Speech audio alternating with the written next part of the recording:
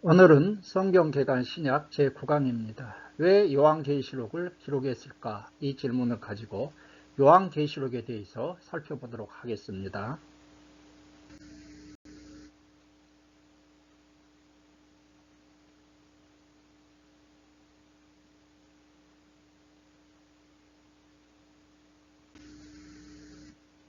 신약의 주요 연대표상 이번에 살펴볼 부분은 원래 지난번까지 로마서까지 하지 않았습니까? 그래서 이번에 에베소서, 골로새서, 빌레몬서, 빌립보서, 옥중서신에 대해서 살펴봐야 되는데 약간 좀 건너뛰었어요. 이번에 요한계시록에 대해서 살펴보겠습니다. 좀 강의가 준비가 되어서 순서를 좀 바뀌어서 이번에 요한계시록에 대해서 살펴보도록 하겠습니다. 먼저 요한계시록 개요에 대해서 살펴보겠습니다. 요한계시록이라는 책 이름은 사도 요한이 소아시아 7교회에 보낸 편지다. 그래서 요한계시록이라고 불리고 있고요. 저자는 사도 요한입니다. 최근에는 장로 요한이라고 주장하기도 합니다. 이들은 사도 요한이 쓴 요한 서신들과 문체가 너무나 다르다고 주장하면서 장로 요한이라고 주장하기도 하지만 전통적인 견해는 사도 요한입니다. 기록 연대는요, 도미티아누스 황제 AD 81년에서 96년에 통치했는데 이 도미티아누스 황제의 통치 말년에 반모섬, 그래서 기록 장소는 반모섬이 되겠죠. 1장 9절 반모섬으로 유배당하여 사도 요한이 기록했습니다. 이때 당시 사도들은 대부분 순교하였고 요한만 살아 있었습니다. 기록 연대는 그래서 AD 95년에서 97년 사이로 볼 수가 있겠습니다. 자, 보충 설명으로요, 기독교에 대한 박해를 한번 살펴보겠습니다. AD 313년 콘스탄티누스 황제에 의해 밀라노 칙령으로 기독교가 공인되어 종교의 자유를 얻기까지 AD 64년부터 312년까지 약 250년간 10차에 걸친 대박해가 있었습니다. 너무나 박해가 혹독해서 당시의 목회자들은 결혼을 하지 않았다고 합니다. 언제 죽을지 모르니까 그렇겠죠. 1차 박해는 AD 64에서 67년 네로 황제 때입니다. 로마에 대화재가 있었고요. 로마를 중심으로 박해가 일어났습니다. 바울이 순교했고 이때 당시 베드로가 순교했습니다. 2차 박해는 AD 90년에서 96년 도미티아누스 황제 때인데요. 황제를 신으로 숭배하게 했습니다. 로마와 소아시아 지방 중심으로 박해가 진행되었고 그래서 이때 당시 2차 박해 때 사도 요한이 반모섬으로 유배당했고 계시록을 쓸 당시에 박해가 되겠습니다. 마지막 10차 박해는 AD 303년에서 311년 디오클레티안 갈레리우스 황제 때입니다. 최악의 박해 시기가 되겠습니다. 자, 기록 배경 및 특징을 한번 살펴볼까요? 기록 배경을 보게 되면 왜 요한계시록을 기록했을까? 이 질문을 제가 서두에서 드렸는데 이 질문에 대한 해답을 알 수가 있고요. 이 요한계시록을 기록한 기록 배경과 이유를 알게 되면 우리가 요한계시록을 어떻게 이해하고 읽어야 할 것인가, 요한계시록이 우리에게 어떤 의미가 있는지 우리가 알 수가 있겠습니다. 먼저 혹독한 핍박 가운데 놓여있던 초대교회 성도들에게 이들은 핍박으로 인해 재림에 대한 기대와 소망이 사라지고 배교의 위험이 높아질 때입니다. 그리스도와 천상교회의 영광스러운 모습을 통해 교회와 성도들의 궁극적인 승리를 환상을 통해 계시하고 보여주므로 고난을 이기고 승리할 것을 격려하기 위해서 먼저 기록되었습니다. 또한 핍박 배후에 악한 사단의 세력이 있음을 밝히고 장차 그리스도의 재림으로 있을 하나님 나라의 완성을 계시하기 위해서 기록되었다는 것입니다. 자, 이러한 의미에서요, 요한계시록은 영원한 복음이죠. 어떤 이단들은 요한계시록이라는 다른 영원한 복음이 있는 것처럼 얘기하는데 그것이 아니라 예수 그리스도의 복음이, 그 복음이 요한계시록을 통해서 이제 영원한 복음으로 그렇게 똑같은 복음이죠. 영원한 복음이라는 것입니다. 자, 그리고 요한계시록의 특징, 장르를 살펴보게 되면요, 요한계시록은 먼저 편지입니다. 서신입니다. 서신. 요한계시록은 요한이 주의 날에 성령의 감동으로 환상 가운데 본 것을 10절이죠. 편지 형식으로 기록한 것입니다. 두 번째로 요한계시록은 예언서입니다. 신약의 유일한 예언서가 요한계시록이죠. 그리고 세 번째로는 묵시문학이 되겠습니다. 예언의 대상을 환상, 상징 등과 같은 이미지, 그림 언어로 말하는 유대의 문학 양식, 그래서 구약의 에스겔서, 다니엘서 등이 전형적인 묵시 문학이 되겠습니다. 묵시 문학에 대해서 보충 설명을 들으면요, 헬라어로 아포칼립시스, 감추어져 있는 것을 드러내 보인다는 뜻입니다. 영어로는 리빌레이션, 계시, 묵시라는 뜻이고요. 유대인들이 핍박과 환란 상황에서 박해 시대의 산물이 되겠습니다. 그래서 핍박과 환란 상황에서 환상이나 상징 등을 이용하여 메시지를 전달하는 문학 양식이 되겠습니다. 왜 이렇게 환상이나 상징 등을 이용해서 메시지를 전달할까요?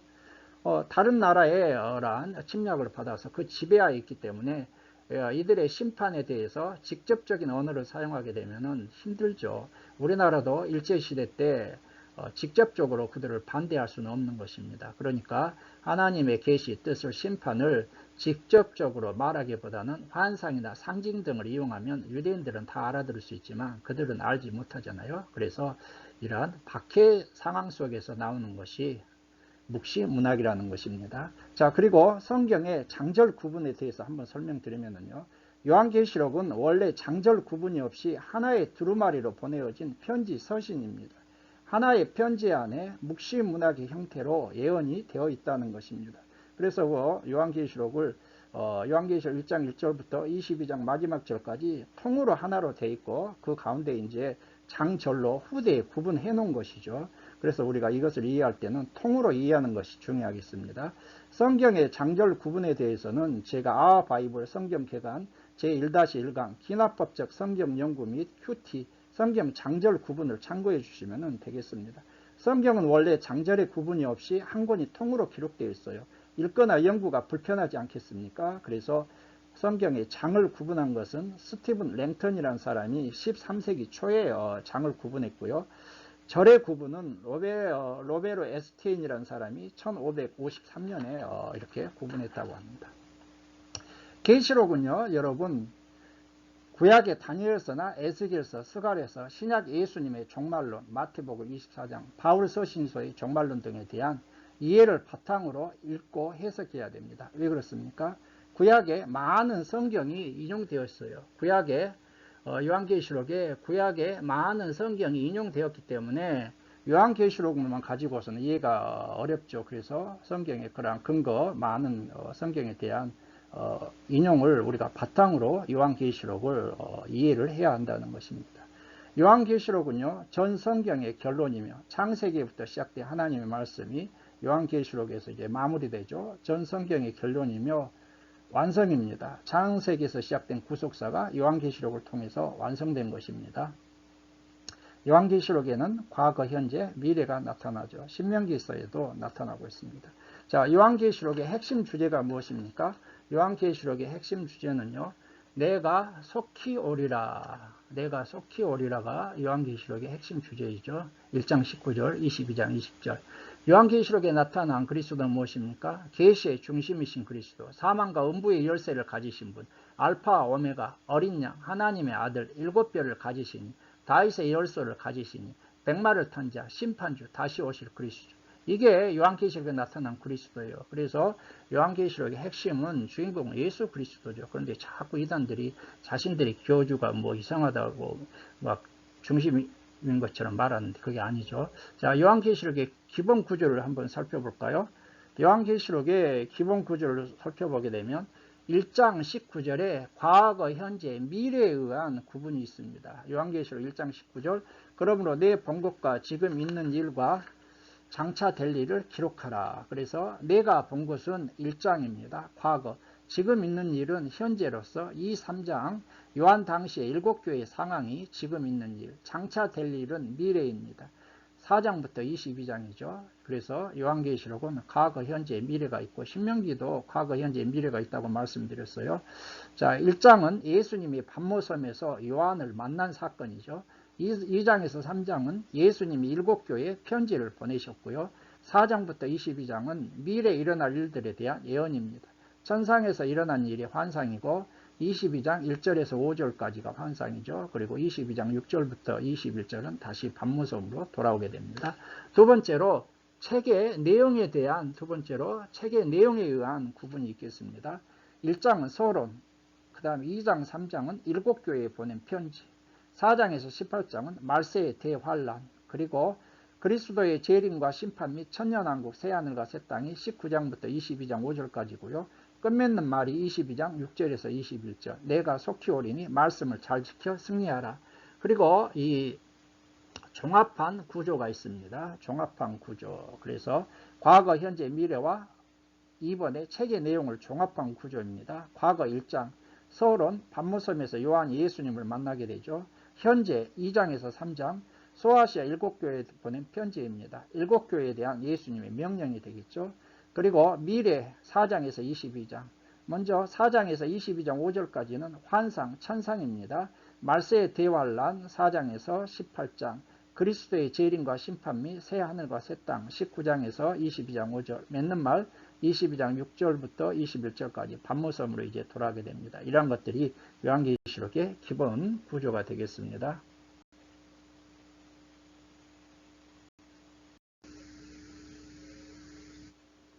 바이블 프로젝트 요한계시록 또 여기다 제가 카피해 놓았습니다. 내용이 좀 좋아서 해놨습니다. 자세한 설명은 하지 않고요. 위에다 링크로 바이블 프로젝트 영상을 링크해 놓을 테니까 필요하신 분들은 들으시기 바랍니다. 굉장히 유익할 것입니다. 요한계시록 내용을 들어가기 전에 요한계시록에 대한 해석의 관점, 방법에 대해서 살펴보겠습니다. 요한계시록을 어떻게 해석할 것인가, 여기에 대해서 관점과 방법은 굉장히 중요합니다. 먼저 과거적 관점, 과거주의 관점이 있습니다. 요한 당시의 관점에서만 해석하는 것입니다. 1세기, 적어도 5세기 안에 요한계시록이 다 성취되었다. 바벨론의 멸망은 이스라엘의 멸망이나 로마 제국의 멸망으로 본다는 것입니다. 이러한 과거주의적 요한 당시의 그런 것에서 하나여 해석하는 그런 관점입니다. 두 번째로 연속적 역사적 관점입니다. 역사주의라고도 합니다. 요한 당시부터 종말에 이르기까지의 역사, 교회사 전체에 대한 파노라마식의 묵시로 해석하는 것입니다. 교회사 속에 일어난 사건들의 성취로 보고 있습니다. 역사를 7세대, 7교회로 나누어 시대별로 일어난 상황, 사건들을 계시록은 다 보여주고 있다. 주로 세대주의 해석법이 여기에 해당합니다. 그래서 이들은요, 사도시대를 요한계시록에 나온 7교회를 이렇게 해석합니다. 에베소 교회는 사도시대, 서머나 교회는 순교시대, 버가마 교회는 국교시대, 두아디라 교회는 암흑시대, 사대 교회는 종교개혁시대, 빌라델비아 교회는 선교시대, 라우디에가 교회는 종말시대를 보여준다. 요한계시록에서 가장 많은 오류가 발생하고 있습니다. 요한계시록은 인간의 시간 순서로 기록된 책이 아닙니다. 그런데 억지로 이렇게 역사의 시대에 끌어맞춰서 성경을 해석하다 보니 성경에 나오지 않는 것을 가지고 사람들을 자극할 위험성이 있다는 것입니다. 이단들이 주로 이걸 또 많이 사용하고 있죠. 세 번째로 관념론적 관점, 상징주의, 영적 이상주의입니다. 요한계시록은 구체적인 사건을 예언하는 실체라기보다는 하나님의 통치 원리, 선악간의 투쟁, 선의 궁극적인 승리 등에 관한 메시지, 영적인 지침서를 전하는 상징으로 보고 있습니다. 주로 상징으로 해석한다는 것이죠. 네 번째로 미래적 관점, 미래주의가 있습니다. 요한 이후 종말 사건에 대한 계시로 보는 관점입니다. 미래에 일어날 일들에 대한 예언으로 보는 것이죠. 전반부 2, 3장을 제외한 모두가 재림 직전 종말의 상황을 예언하고 있다. 재림의 징조를 오늘날의 상황 사건에서 끄집어내려고 하는 것이죠. 예로 열불은요 유럽 공동체로 보고 있고 바코드, 베리칩을 666으로 보고 있고요. 9.11 테러가 미국에서 일어났을 때 문명의 충돌로서 아마겟돈 전쟁의 징조다 막 이렇게 주장했고요. 지진이 빈번하자 재림의 징조, 그리고 모든 것을 재림의 징조로 갖다가 붙이려고 한다는 것입니다. 그러면 우리는 요한계시록에 대해서 어떻게 해석해야 할 것인가? 올바른 해석법은 무엇입니까? 먼저 절충 종합적 해석법입니다. 과거, 미래, 상징주의를 종합하여 해석해야 한다는 것이죠. 두 번째로 이단적 해석법이 아닌 이상 겸손하게 접근해야 됩니다. 내 해석만이 옳고 상대방의 해석은 잘못됐다. 그렇게 폄하할 수가 없다는 것입니다. 이단적 해석법이 아닌 이상 겸손하게 서로 존중해 줘야 된다는 것이죠. 자, 그러면 이단적 해석법은 무엇입니까? 요한계시록을 특정인 인간 교주나 특정 집단을 위하여 기록한 것으로 해석하는 그런 경향이 있고요. 요한계시록이 특정인이나 특정 집단에 의해서 성취되었다거나 어느 특정인 교주만이 요한계시록을 해석할 수 있다고 주장합니다. 나만이 요한계시록에 정통해서 내 해석만이 옳고 나만이 요한계시록을 해석할 수 있다. 얼마나 교만한 주장입니까? 성경 자체를 통달하기도 어렵고요. 더군다나 요한계시록은 그때 당시 상징과 그리고 환상을 많이 포함하고 있기 때문에 굉장히 해석이 어렵습니다. 그래서 요한계시록을 접근할 때는 겸손해야 되고 나만이 해석할 수 있다. 그것이 이단적 주장이라는 것이죠. 자, 여러분 앞부분에서 말씀드렸지만 요한계시록의 주인공은 예수 그리스도예요. 예수 그리스도. 그리고 요한계시록은 모든 교회와 성도들에게 주신 하나님의 말씀임을 항상 잊지 말아야 됩니다. 이러한 것들을 이해하고 요한계시록을 접근할 때 우리는 요한계시록이 어렵지만 그래도 어렵지만 우리 성도들에게 주신 하나님의 말씀입니다. 어느 특정인의 이단 교주들의 그러한 소유물이 될 수도 없고요. 우리가 모두 하나님의 말씀이기 때문에 겸손하게 이 말씀을 우리에게 적용하고 이해하면 많은 유익이 될 수 있다는 것입니다. 그런데 오늘날은 어떤지 요한계시록이 이단들만 그렇게 많이 사용해서 강조하고 기존 정통 교회들에서는 요한계시록을 칼빈이 요한계시록 강해를 주석하지 않아서 굉장히 조심스럽죠. 그래서 안 하다 보니까 이단들이 너무 판치고 잘못된 그런 요한계시록이 행행하고 있습니다. 여기에 대해서 우리 성도들이 요한계시록을 접근을 신중하게 해야겠지만은 이것이 별나라의 말씀이 아니라 이미 2000년 교회사를 통해서 다 우리들에게 선배 그러한 신학자들과 그 다음에 또 하나님의 종들에 의해서 다 열렸다는 거예요. 그래서 이단만의 소유물이 아니다. 무서워할 필요가 없다는 것입니다.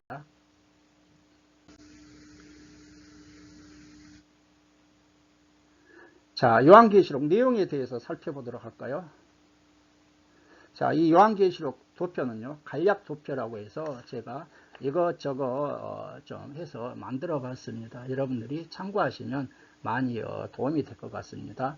먼저 요한계시록은요, 과거, 현재, 미래가 이렇게 나타나 있다고 하지 않습니까? 과거는 1장이고요, 2장과 3장은 현재이고요, 미래는 4장부터 22장입니다. 그래서 자, 1장은 무엇입니까? 서론이죠. 서론.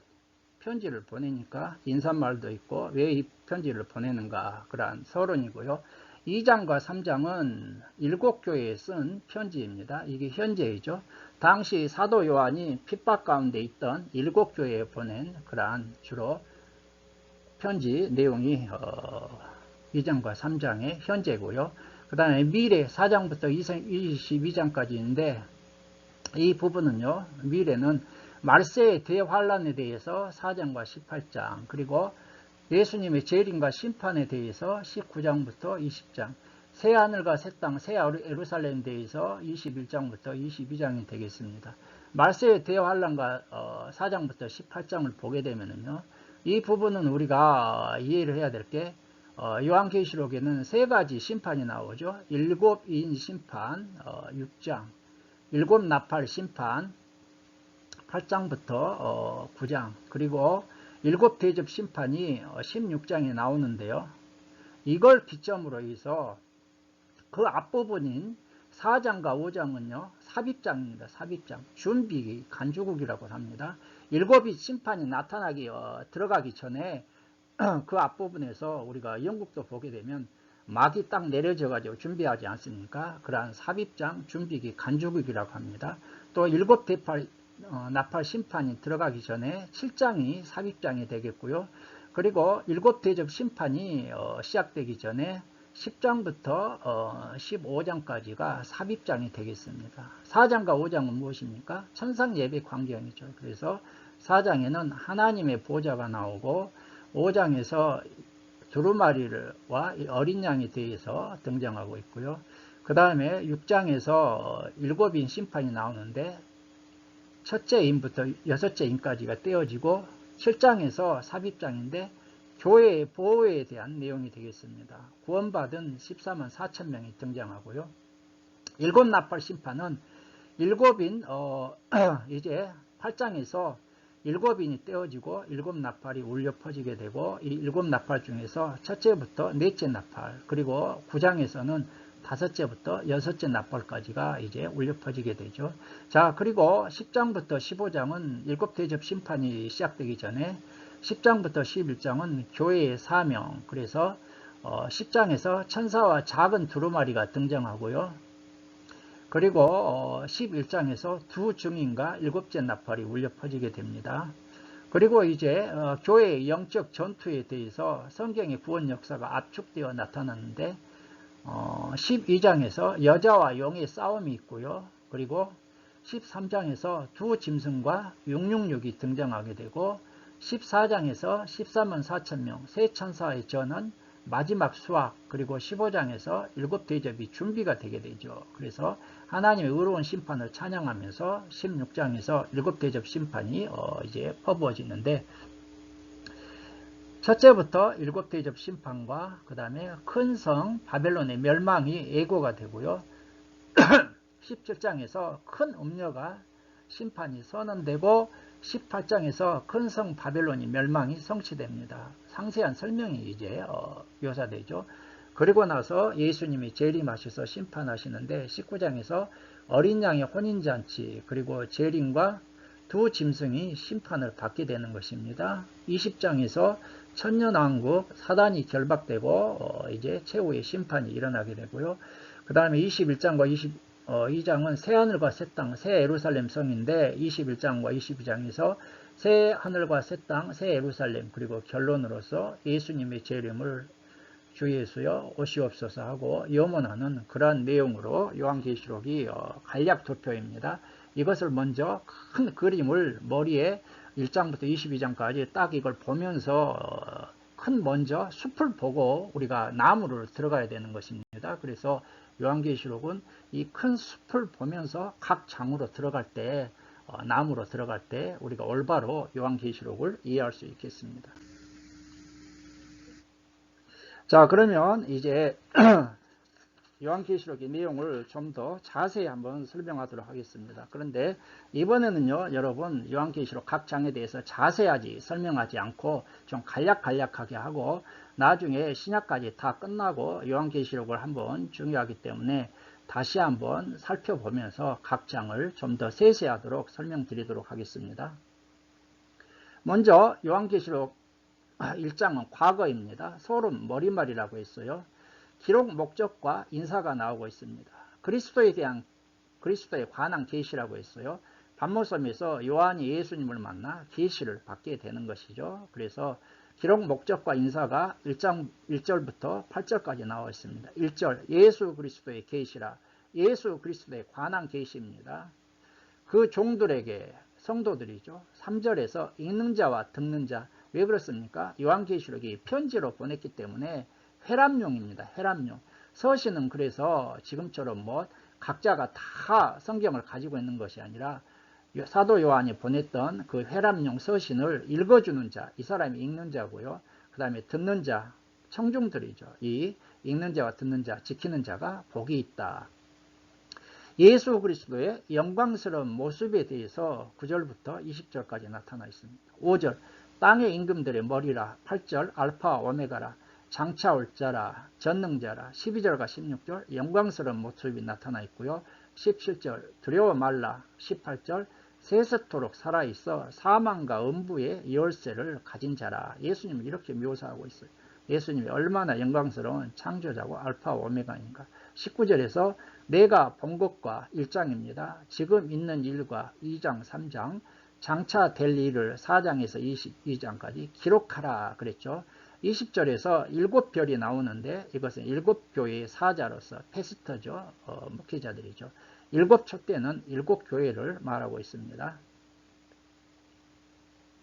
자, 여기에요. 반모섬 정경이 있습니다. 제가 바이블에 의해서 해놨는데요. 반모섬. 지금 반모섬은 소아시아 터키에 더 가깝지만 그리스의 영역이 되겠습니다. 그리고 소아시아 7교회의 지도를 여러분들이 보시기 바랍니다. 반모섬이 어디가 있습니까? 여기에 있죠. 반모섬. 이 반모섬은 여기 이쪽이 그리스고 지금 이쪽이 지금 터키. 이때 당시는 이 아시아 주였는데 소아시아이지 않습니까? 그래서 이 반모섬은 지금 그리스 영토입니다. 소아시아 지금 터키 영토가 아니라. 자, 그래서 1번 여기가 에베소예요. 에베소 교회. 2번 서머나 교회. 3번 여기 어디입니까? 버가모 교회. 4번 두아디라 교회. 5번 사뎃 교회.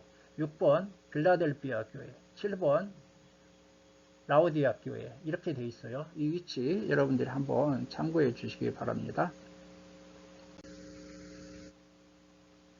자, 현재는 요한 당시 2장 3장 현재인데요. 소아시아 7교회에 대한 편지가 되겠습니다. 소아시아 7교회에 대한 편지는 바이블 제가 외에서 여러분들이 여기에 잘 이렇게 좀 표로 여러분들에게 정리를 해 놓은 것을 발췌해 놨습니다. 이 7교회에 쓴 편지는요, 7교회에 대한 예수님의 명령으로 되어 있고요. 명령으로 되어 있고 칭찬과 책망, 경고, 약속의 말씀으로 되어 있죠. 자, 그렇다면 이 소아시아 7교회는 당시 소아시아 지금의 터키에 실제했던 대표적인 교회들이죠. 이들 외에도 더 많은 교회가 있었을까요? 없었을까요? 있었죠, 여러분. 그래서 이 소아시아 7교회는 에베소, 서머나, 버가모, 두아디라, 사데, 빌라델비아, 라오디게아 이러한 7교회가 있습니다. 한번 내용을 한번 간략하게 그래도 살펴보도록 하겠습니다. 자, 여기에서 서머나 교회와 빌라델비아 교회는 책망이 없어요. 책망이 없습니다. 여기도 없죠. 책망이 없고요. 그 다음에 책망이 없고 칭찬만 있죠. 칭찬. 자, 반면에 사뎃교회와 라오디아 교회는 칭찬이 없고 책망만 있습니다. 책망만 있어요. 책망만 있습니다. 에베소 교회 1절에서 10절. 오른손에 있는 7뼈를 붙잡고 7금촛대 사이를 거니시는 이가 칭찬, 행위와 수고와 인내한 것을 안다. 악한 자들을 용납하지 아니한 것, 자칭 사도라나 아닌 자들을 시험하여 드러낸 것, 참고 견디고 게으르지 아니한 점을 안다. 이게 칭찬이에요. 그런데 책망은 무엇입니까? 처음 사랑을 버렸다는 것입니다. 처음 사랑을 내가 버렸다. 처음 사랑을 버렸다. 권면은 무엇입니까? 회개하여 처음 행위를 가지라. 회개하지 아니하면 내 촛대를 그 자리에서 옮기리라. 축복, 이기는 그에게는 하나님의 낙원에 있는 생명나무의 열매를 주어 먹게 하리라. 서머나교회 8절에서 11절. 처음이며 마지막이요 죽었다가 살아나시니가 칭찬, 내 환난과 궁핍을 안다. 유대인이라 하는 자들의 비방도 안다. 권면은 무엇입니까? 장차받을 고난을 두려워 말고 죽도록 충성하라. 축복, 생명의 면류관을 내게 주리라. 이기는 자는 둘째 사망의 해를 받지 아니하리라. 바가목교회 12절에서 17절. 좌우에 날성검을 가지시니가 칭찬, 사탄의 번자가 있는데 살면서 핍박 가운데서도 믿음을 저버리지 않았다. 책망, 발람과 니골라당과 같은 이단의 교훈을 지키는 자들이 있다. 교훈, 회개하라. 축복은 무엇입니까? 이기는 그에게 감추었던 만나 흰돌을 주겠다. 두아디라 교회 18절에서 29절. 그 눈이 불꽃 같고 그 발이 빛난 주석 같은 하나님의 아들이 칭찬, 내 사랑과 사랑, 믿음, 섬김, 인내를 아노니 내 나중행위가 처음 것보다 많도다. 책망, 자칭 선지자 이사벨이 게임에 빠져 행음했다. 회개할 기회를 주었어도 음행을 회개하지 않았다. 권면, 너에게 있는 것을 내가 올 때까지 굳게 잡으라. 축복, 이기는 자와 끝까지 내 일을 지키는 그에게 만국을 다스리는 권세를 주겠다. 새벽별을 주겠다. 자, 3장은 사대 빌라델비아 라오디아 교회에 보내는 편지죠. 3장 1절에서 6절 사대교회 하나님의 7영과 7뼈를 가지시니 칭찬은 없습니다. 책망, 내 행위를 아노니 살았다는 이름은 가졌으나 죽은 자로다. 권면, 일깨어 남은 바 죽게 된 것을 굳게 하라. 생각하고 지켜 회개하라. 축복, 이기는 자는 흰옷을 입은다. 이름을 생명책에서 지우지 않고 이름을 아버지와 천사들 앞에서 시인하겠다. 빌라델비아 교회 7절에서 13절. 거룩하고 진실하사 다윗의 열쇠를 가지시니 곧 열면 닫을 사람이 없고 닫으면 열 사람이 없느니 칭찬, 작은 능력을 가지고도 내 말을 지키며 내 이름을 배반치 않았다. 인내의 말씀을 지켰은즉 시험의 때를 면하게 하겠다. 책망 없습니다. 권면 내가 가진 것을 굳게 잡아 내 면류관을 빼앗지 못하게 하라. 축복 이기는 자는 내 하나님 성전에서 기둥이 되게 하겠다. 라오디아 교회 14절에 21절 아멘이여 충성되고 참된 증인이시오 하나님의 창조의 근본이시니 칭찬 없습니다. 책망 내 행위를 아노니 차지도 아니하고 뜨겁지도 아니하니 입에서 토하여 버리라. 눈먼 것과 벌거벗은 것을 알지 못한다. 권면 불로 연단한 금을 사서 부유하게 하고 흰옷을 사서 입어 수치를 보이지 않게 하고 안약을 사서 눈에 발라 보게 하라. 열심을 내라 회개하라. 축복 이기는 그에게는 내 보좌에서 함께 앉게 하겠다. 자 이렇듯이 이 여기에서 서문학 교회하고 그 다음에 빌라델비아 교회는 무엇입니까? 꾸중 책망과 경고가 없고요. 책망과 경고가 없고 칭찬만 있는 교회들이죠.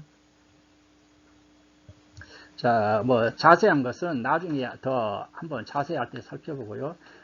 요한계시록 2장, 3장은 기존 교회에서 많이들 강의한 내용이니까 그걸 참고해 주시기 바랍니다. 자, 그러면은 다음으로 한번 자, 이제 4장부터 22장은 미래에 대한 것이 되겠죠. 말세의 대환란 4장에서 18장 재림과 심판 및 새하늘과 새 땅 그리고 19장에서 22장 5절 결론으로 되겠습니다. 자, 미래를 살펴보기 전에요. 아까 2장, 3장을 하면서 이기는 자는 그렇게 나오지 않습니까? 자, 그런데 여기에서 좀 빼먹었는데요. 신천지가 이걸 이긴 자 교리라고 해가지고요. 이만희가 이긴 자이다. 그렇게 주장합니다. 뭐 12지파를 자기들 창설했고 편지를 보냈고 니골라당과 싸워서 이겼다. 이런 뭐 희한한 논리를 들이내면서 이만희가 이긴 자라 그렇게 주장하는데 여러분 이긴 자는 오직 예수 그리스도뿐이죠. 보라 내가 세상을 이겼노라 말씀하셨어요. 그리고 2장과 3장에서 이긴 자가 아니라 이기는 자로 나오고 있습니다. 현재 시제. 그리고 2장과 3장에서 이기는 자는 요한이 보낸 편지의 수신자들이죠. 그리고 이 이기는 자가 한 사람이 아니라 각 교회마다 다 2장 7절에서 이기는 자, 각 교회마다 다 이기는 자가 나오니까 신천지식 논리대로 하라면 최소한 7명 이상이었죠. 그러니까 신천지가 이기는 자를 이긴 자 교리 이만이라고 주장하는 것은 참 황당하다. 이걸 여러분들이 이해를 해 주시기 바랍니다. 말세의 대환란이 4장에서 18장까지 나오고요.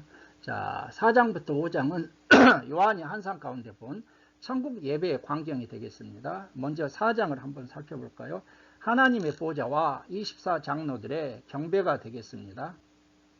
이 일 후에 하늘에 열린 문이 있고 올라오라 이후에 일어날 일을 내게 보이리라는 음성이 있었고 요한은 성령에 감동하여 영광스러운 하나님의 보좌를 보게 됩니다. 그리고 이 영광스러운 보좌를 보게 되는데요. 이것은 에스겔 1장을 우리가 참조해야 됩니다. 그리고 네 생물과 24장로들이 하나님께 영광과 경배를 올려드리게 되는데요. 여기 나오고 있는 네 생물은 에스겔 10장 20절에 그룹들과 천사들임을 알 수가 있고요. 그리고 24장로들의 경배가 있는데 이것은요. 구약의 12지파와 신약의 12사도로서 구약과 신약에 구원받은 모든 성도들의 대표들로서 구원받은 성도들을 상징하고 있다. 이 정도만 우리가 이해하면 되겠습니다. 자, 이제 5장으로 한번 넘어가 볼까요? 5장은 7인으로 봉해진 두루마리와 어린 양 대신 예수님에 대한 찬양, 예수님에 대한 소개가 되겠습니다. 자, 5장을 내용을 보게 되면은 보호자에 앉으신 이의 오른손에 7인으로 봉인된 두루마리가 있는데 어느 누구도 그 두루마리를 떼거나 보거나 할 리가 없는 것을 알고 요한이 이제 울었는데 요한이 이제 울게 되는데 어린 양 대신 예수 그리스도께서 이를 떼시기에 합당한 자로서 두루마리를 취하시게 되죠. 그러자 네 생물과 24장로들이 어린 양 앞에 엎드려서 검은고와 향이 가득한 금 대접을 가지고 향은 성도들의 기도들이라고 나오고 있어요. 새 노래로 어린 양께 찬양과 경배를 올려드리겠습니다. 자, 그러면 여기에서 왜 7인으로 두루마리를 봉했을까? 이것은요. 당시 요한시대의 로마 법률이 진짜임을 보증하기 위해서는 7개로 봉인을 했다고 합니다. 7이 완전한 수이지 않습니까? 그래서 7개로 봉인했는데 이러한 것들을 당시의 문화를 이렇게 여기다 투영되어 있는 것입니다. 4절에서 뗄 사람이 없어 사도 요한이 울었다. 5절에서 장로득 한 사람이 유다지파의 사자 다윗의 뿌리가 뗄 것이라 이렇게 말해주고 있습니다. 자, 여기에서 신천지가요, 계시록이 봉하여졌다 5장 1절을 가지고 그 다음에 또 10장에서 작은 두루마리를 받아 먹었다. 요한계시록이 열렸다. 그래서 이만희가 요한계시록을 받아 먹었다면서 요한계시록 이만희만이 풀 수 있다. 이런 황당한 주장을 하는데, 여러분들 이런 황당한 주장에 넘어가지 않기를 바라고요. 일곱인으로 봉해진 두루마리는 에스겔서 2장 9절에서 10절, 3장 1절에 그러한 말씀이 인용된 그러한 배경이 되겠습니다. 자, 이제 6장은 일곱인 심판이 되겠습니다. 첫째에서 여섯째까지 인이 떼어지는 것이죠. 인이 떼어지는 것입니다. 어린 양의 인을 떼시자 심판이 일어나고요. 일곱 번째 인은 8장 1절에서 5절에서 일곱째 인을 떼고 일곱 나팔을 받고 그 다음에 첫째에서 여섯째 나팔 재앙이 심판이 이루어지게 되죠. 자, 그래서 우리가 여기에서요, 좀 요한계시록에 나오는 이 일곱인, 일곱 나팔, 일곱 대접의 특징을 좀 우리가 알아야 되겠습니다. 이러한 것들은요, 나선형 구조를 띠고 있습니다. 하나님의 심판이 나선형 구조를 가지고 점진적으로 종말을 향해 가는 것을 특징적으로 보여준다는 것입니다. 일곱인 재앙 속에 일곱 나팔이 들어있고요. 일곱 나팔 재앙에 일곱 대접 재앙이 들어있습니다. 일곱인 재앙은 심판의 소론격이라면 일곱 나팔은 본론이고요. 일곱 대접 심판은 결론에 해당된다는 것입니다. 그리고 심판의 강도가 점점 세지고 있죠. 일곱인은 4분의 1, 일곱 나팔은 3분의 1, 일곱 대접은 전 우주적인 마지막 재앙이 되겠습니다. 그리고 하나님의 심판을 카메라로 이렇게 비추면서 다양한 각도에서 장면을 비춰주고 보여준다. 하나님의 심판을 각기 다른 각도에서 보여주는 것이 일곱인, 일곱 나팔, 일곱 대접의 특징이다. 이렇게 우리가 좀 이해하면은 일곱인, 일곱 나팔, 일곱 대접의 그러한 특징을 좀 알 수가 있겠습니다. 그리고요, 일곱인 심판의 내용은 첫째 인을 떼자 흰말과 전쟁, 두 번째 인을 떼자 붉은 말이 나타나고 화평을 제거하고, 셋째 인 검은 말이 나타나죠. 기금과 인플레이션을 상징하고요. 이거 레이기 26장 26절에서 저울이 거기에 등장하죠. 넷째 인은 청황색 말인데요. 사망과 땅 4분의 1을 죽이게 되고, 이것은 검, 흉년, 사망, 땅의 짐승들로서 죽이는 것이죠. 다섯째 인 순교자들의 호소가 있고요. 여섯째 인을 떼자 어린 양의 진노로 천체의 이상과 같은 큰 재앙, 거듭나지 못한 자들의 하나님의 진노에 두려워 떨게 된다는 것입니다. 16절에 보게 되면 사람들이 어린 양의 진노에서 두려워 떨며 못 견디고요. 17절은 진노의 큰 날, 인간의 모든 것이 무너진 마지막 회개의 기회가 되겠습니다.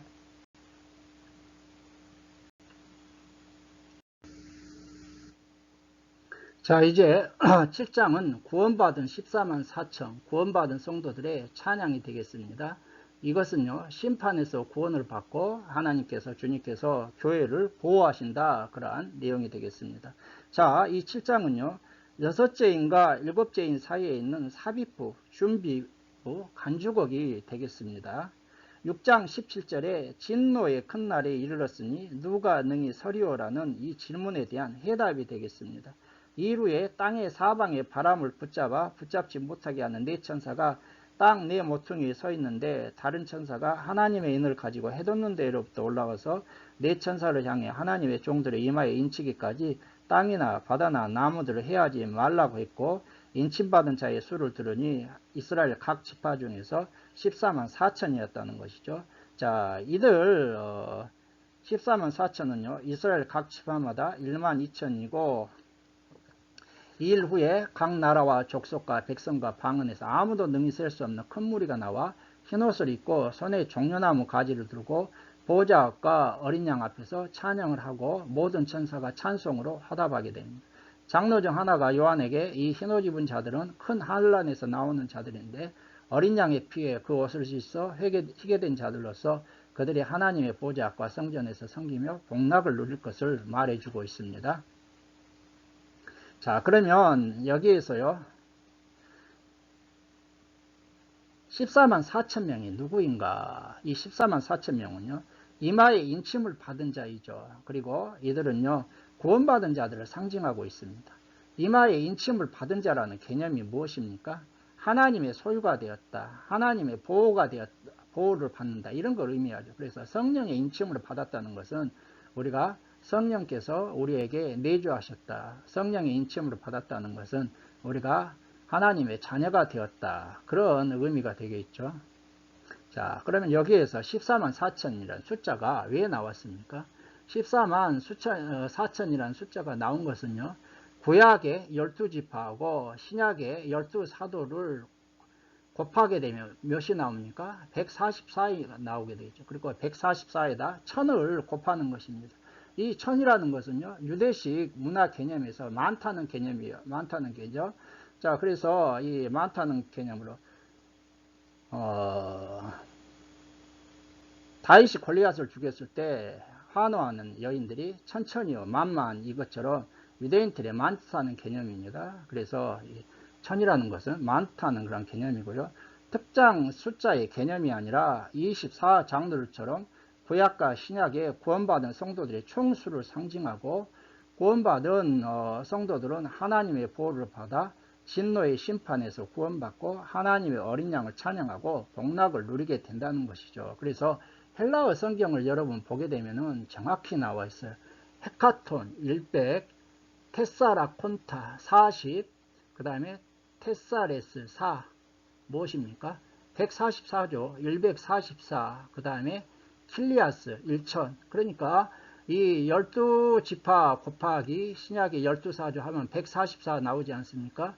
이 144에다가 천이라는 유대식 문화 개념에서 많다는 개념인 킬리아스 1000을 곱해서 14만 4천이 나오는 거예요. 우리 한글 성경에는 14만 4천이라 되어 있지만 헬라어 성경에는 144천으로 정확하게 되어 있지 않습니까? 그래서 14만 4천은 신천지에서 자기들이 그렇게 말하는 신천지에서는 14만 4천 명과 흰 무리를 다르게 보아 계급으로 주장하지만 그렇지 않아요.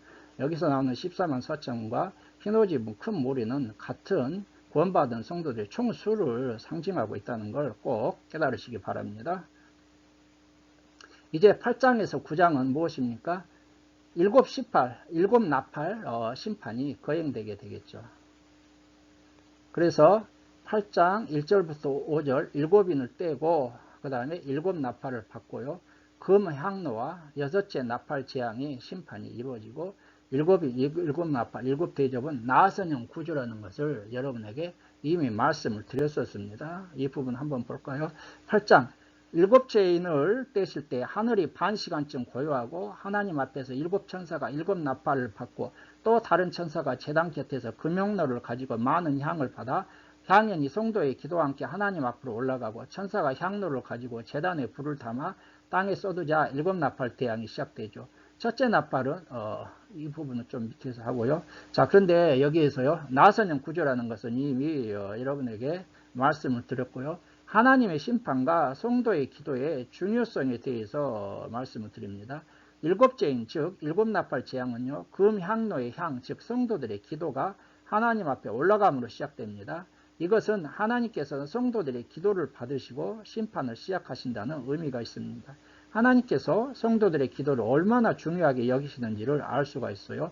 5장 8절에 기도도 7인 재앙이 시작되고 8장 3절과 4절에 성도들의 기도로 7인 나팔 재앙이 시작됩니다. 자, 그래서 우리 성도들이 기도가 개인 한 사람 한 사람이 아무도 힘도 없는 것 같지만 하나님께서 그것을 귀히 여기시고 하나님의 역사가 시작되는데 우리 성도들의 기도가 큰 역할을 하고 있다. 꼭 이것을 깨달으시기 바랍니다.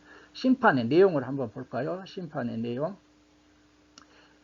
8장은 첫 번째에서 네 번째 나팔이 되겠죠. 첫 번째에서 네 번째 나팔이 되는데 첫째 나팔 무엇입니까? 피 섞인 우박과 불이 땅에 쏟아지고 땅과 수목, 푸른 풀의 3분의 1이 불탑니다. 둘째 나팔이 쏟아지자 울려 퍼지자 불 붙는 큰 산과 같은 것이 바다에 던져지고 바다의 3분의 1이 피가 되겠습니다. 바다 생명 가진 피조물 3분의 1이 죽게 되고 배들 3분의 1이 깨지고요. 넷째 나팔이 울려 퍼지자 햇불같이 타는 큰 별이, 별의 이름은 순쑥이라고 되어 있어요. 하늘에서 강들과 물샘에 떨어집니다. 강들과 물샘의 3분의 1이 쓴쑥이 되어 그 물이 쓴물이 되어 많은 사람이 죽게 되고, 넷째 나팔 해, 달, 별들의 3분의 1이 타격을 받아 어두워지고요. 낮 3분의 1은 비춤이었고 밤도 그러합니다. 공중에 날아가는 독수리가 땅에 거하는 자들에게 화가 있으리니 세 개의 나팔이 남아있기 때문이다. 이렇게 말을 하고 있습니다. 자, 그래서 8장은 첫 번째에서 네 번째 나팔이고요. 9장은 무엇입니까? 9장은 다섯째에서 여섯째 나팔이 되겠습니다. 일명 황충재앙과 유프라데 전쟁이다. 그렇게 되어 있는데요. 다섯째 나팔이 울려 퍼지자 황충재앙, 무저갱의 열쇠를 받은 별 하나가 하늘에서 땅에 떨어져서 무저갱을 여니 구멍에서 큰 화덕의 연기 같은 연기가 올라오자 해와 공기가 구멍의 연기로 어두워지고, 또 황충이 연기 가운데서 땅 위에 나오며 그들이 정갈의 권세를 받았다. 이들 황충들은 땅의 풀이나 각종 수목은 해하지 말고 오직 이마에 하나님의 인침을 받지 아니한 사람들을 해하라는 명령을 받았는데, 그들을 죽이지는 못하게 하시고 5달 동안 괴롭게만 하는데, 그 괴로움은 정갈이 사람을 쏠 때와 같은 고통이고, 그날에는 사람이 죽기를 구하여도 죽지 못하고 죽음이 그들을 피하더라. 황충들의 모양은 전쟁을 위해 준비한 말들 같고, 정갈과 같은 꼬리와 쏘는 살이 있고, 그들의 왕은 무저갱의 사자로서 그 이름은 아블론이다. 그렇게 나오고 있습니다. 자, 그리고요, 여섯째 나팔 재앙, 일명 유브라데 재앙 전쟁이다. 그렇게 부르고 있죠. 하나님 앞 금 제단 네 뿔에서 한 음성이 나서 여섯째 나팔을 부는 천사에게 유브라데의 결박한 네 천사를 놓아주라고 하자 네 천사가 놓였는데, 이들은 특정 연월시에 사람 3분의 1을 죽이기로 준비된 자들이다. 마병대의 수는 2만만이고 말들의 입에서 나오는 불과 연기와 유황으로 사람 3분의 1이 죽는다. 그러나 이 재앙에서 살아남는 자들은 자신들의 죄악을 애겠지 아니하고 더욱더 우상을 섬긴다. 이러한 내용이 되겠습니다. 자, 그래서 여섯째 나팔은 유프라데 전쟁으로서 큰 전쟁이다. 그래서 일명 이걸 유브라데 전쟁을 3차 세계대전이라 이렇게 보기도 하는 그런 견해도 있었어요. 인구 3분의 1이 죽고 여기까지 인류의 인구 반이 죽어나가게 되겠죠. 자, 이제 10장에서 15장은 준비기, 간주곡, 삽입장이라고 했습니다. 교회의 사명, 교회의 영적 전투, 7대접 준비다. 이렇게 말씀을 드릴 수가 있겠습니다. 자, 10장에서 11장은 무엇입니까? 교회의 사명이 되겠습니다. 교회의 사명. 자, 10장 작은 두루마리. 요한이 천사의 손에서 작은 두루마리를 갖다가 먹어버리라고 그렇게 나오지 않습니까? 먹어버려요. 이제 먹어버리게 되는데, 이 내용을 좀 보게 되면 힘센 다른 천사가 하늘에서 내려와 그 손에 작은 두루마리를 들고 오른발은 바다를 왼발은 땅을 밟고 큰 소리로 외칠 때 7우레가 소리를 내어 말하자 요한이 기록하려고 하나 하늘에서 소리가 나서 7우레가 말한 것을 인봉하고 기록하지 말라고 했습니다. 바다와 땅을 밟고 서 있는 천사가 하나님을 향하여 맹세하면서 7째 천사가 나팔을 불 때 하나님의 비밀이 그 종 선지자들의 전하신 복음과 같이 이루어지리라 했고, 하나님께서 구약과 신약을 통해 선지자들과 사도들을 통해서 기록하게 하신 전하신 복음과 같이 하나님의 심판은 그대로 이루어지는 거예요. 다른 복음이 없어요. 오직 성경의 구약과 신약의 복음, 예수 그리스도의 복음밖에 없어요. 하늘에서 요한에게 들리던 음성이 요한에게 바다와 땅을 밟고 서 있는 천사의 손에서 튀어나온 두루마리를 가지라고 해서 요한이 달라고 하자 천사는 갖다 먹어버리라. 내 배에는 쓰나 내 입에는 꿀같이 달라고 했다. 요한이 작은 두루마리를 갖다 먹으니 입에는 꿀같이 다나 먹은 후에는 배에서 쓰게 되었고, 천사는 요한에게 내가 많은 백성과 나라와 방언과 임금들에게 다시 애원하리라. 그렇게 말씀하고 있지 않습니까?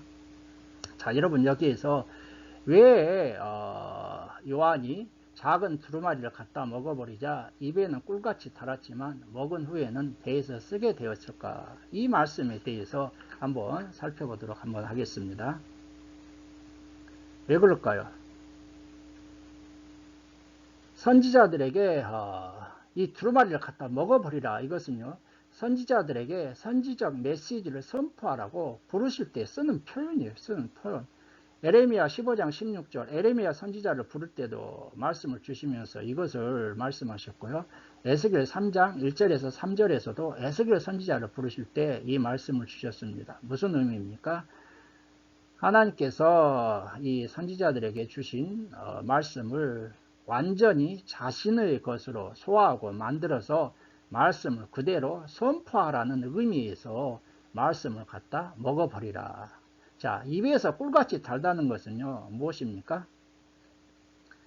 시편 119편 103절 말씀의 인용이죠. 그래서 시편 119편 103절에 입에서 꿀같이 달았다. 그러면 배에서 쓰다, 이것은 무슨 뜻이 되겠습니까? 하나님의 말씀을 그대로 선포하려고 할 때 핍박이 따르고 그것을 현실과의 갈등 속에서 심적인 고통이 따르는 그 현실을 말씀이 꿀같이 달지만 배에서 쓰다, 그런 것으로 그렇게 표현하고 있는 것이죠. 자, 그리고요 11절에서 많은 백성과 나라와 방언과 임금에게 다시 예언해야 하리라. 예언해야 하리라. 그렇게 말씀하고 신천지에서는 아까 말씀드린 것처럼 이만희가 계시록을 받아 먹은 자라고 하는데 말도 안 되죠. 이것은 뭐 하나님께서 사도 요한이나 선지자들을 부르실 때 말씀을 두루마리를 갖다 먹어버려야 했지. 이만희가 무슨 뭐 계시록을 받아 먹은 자입니까? 그런 이상한 소리에 넘어가지 마시기 바랍니다. 자, 11장에서 두 증인과 일곱 나팔, 마지막 나팔이 되겠습니다. 자, 11장을 한번 살펴보도록 할까요? 11장에 이제 두 증인이 나오는데 1절에서 2절은요, 성전을 측량하고 있습니다. 성령을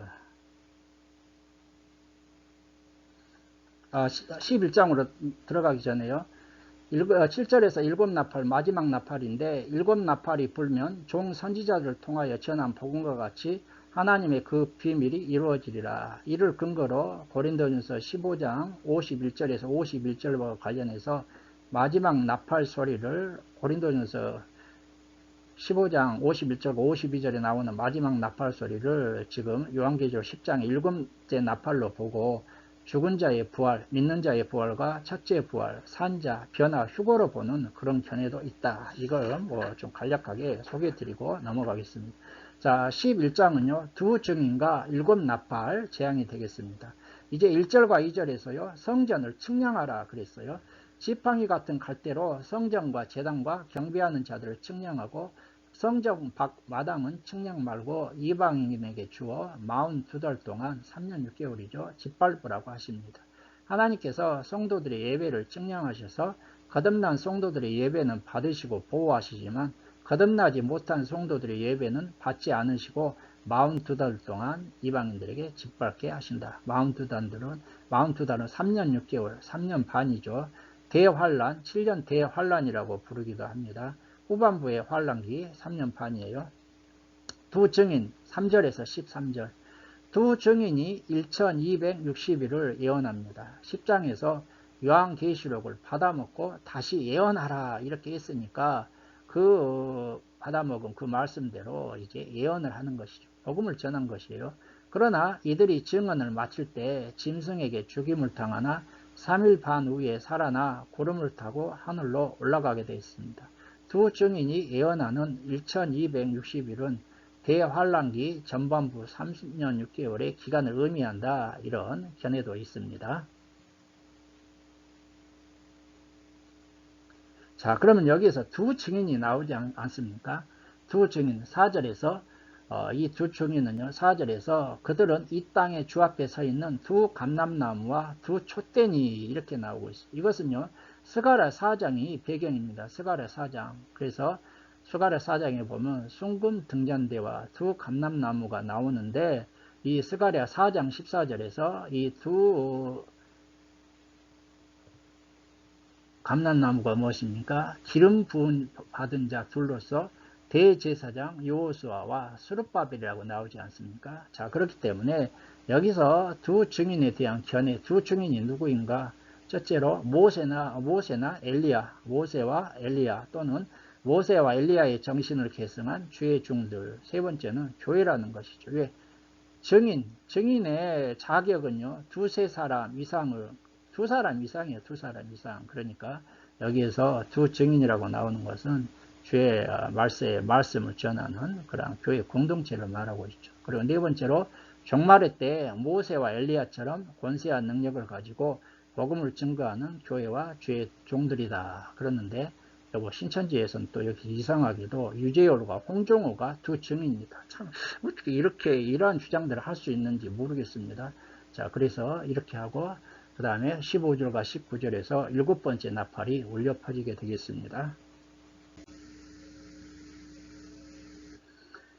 자, 이제 12장부터 14장은요 교회의 영적 전투에 대해서 말씀하고 있습니다. 교회의 영적 전투로서 보다 압축된 역사 해설입니다. 구약부터 재림과 심판까지의 역사를 압축하여 담고 있다는 것입니다. 자, 12장 해를 옷 입은 여자와 붉은 용의 치열한 영적 전쟁입니다. 해를 옷 입은 여자는 누구입니까? 구약, 그리고 구약의 이스라엘이나 이런 신약의 교회이죠. 붉은 용은 누구입니까? 사탄. 그 다음에 여기 나온 아이는 예수 그리스도입니다. 무슨 얘기를 하고 있을까요? 사탄 마귀가 교회와 성도들을 핍박하나 교회와 성도들은 하나님의 보호를 받고 6절이죠. 승리할 것에 대한 의미가 되겠습니다. 자, 13장에서 두 짐승과 666이 나오고 있습니다. 용이 한 짐승 10풀 7머리에게 권세를 주고 있어요. 권세를 주고 있어요. 이것은 2절에 있는데 다니엘서 7장에 나오는 짐승의 복합제의 모습입니다. 다니엘서 7장에 여러 짐승들이 나오는데 그 짐승들을 딱 종합해 놓으면은요, 이 7장에 나오는 이 10뿔 7머리 짐승이 이게 이제 그것을 종합판으로 나오는 거예요. 짐승이 42달 동안 하나님을 비방하고 성도들을 핍박하지만 성도들이 인내와 믿음이 여기에 필요하다. 그렇게 말씀하고 있고요. 또 다른 짐승이 땅에서 올라옵니다. 처음 짐승에게 경배하게 하고 경배하지 않는 자는 다 죽이고 모든 자들의 오른손이나 이마에 표를 받게 한다. 이 표를 가진 자 외에는 매매를 못하게 합니다. 이 표는 짐승의 이름이나 그 이름의 수로서 사람의 수인 666이다. 그래서 일명 여기서 666 짐승의 표가 그렇게 나오고 있습니다. 참 이걸 가지고 많은 말들이 많고 또 이단들도 이것도 우리게 써먹고 그러는 것이죠. 한번 살펴볼까요? 두 짐승이 여러분 무엇일까요? 두 짐승. 이것은요. 12장의 연장선상으로 12장에서 해를 옷 입은 여자로 묘사되는 교회와 붉은 용의 치열한 영적 전쟁이 있지 않습니까? 그런데 이 12장의 연장선상으로 사탄 마귀가 하수인격인 두 짐승을 내세워 교회와 성도들을 핍박할 것에 대한 내용입니다. 그러니까 여기서 나오는 두 짐승은 사탄 마귀 하수인격이에요. 첫째 짐승은 무엇입니까? 첫째 짐승 2절에 나오고 있는데 조금 전에 말씀드렸어요. 다니엘서 7장에 나오는 짐승의 복합적인 모습이라고 했어요. 적그리스도예요. 적그리스도. 그리고 둘째 짐승은 거짓 선지자입니다. 자, 그러면은 적그리스도는 누구냐? 적그리스도는 그리스도의 대적자라는 뜻이죠. 적그리스도가 그리스도의 대적자라는 뜻으로 각 시대마다 존재하는 하나님, 예수 그리스도와 교회를 대적하는 그러한 세상 권력들이나 제국들이나 아니면은 그러한 세력들을 말하고 있죠. 그래서 요한 당시에는 로마 제국이 적그리스도 역할을 했고요.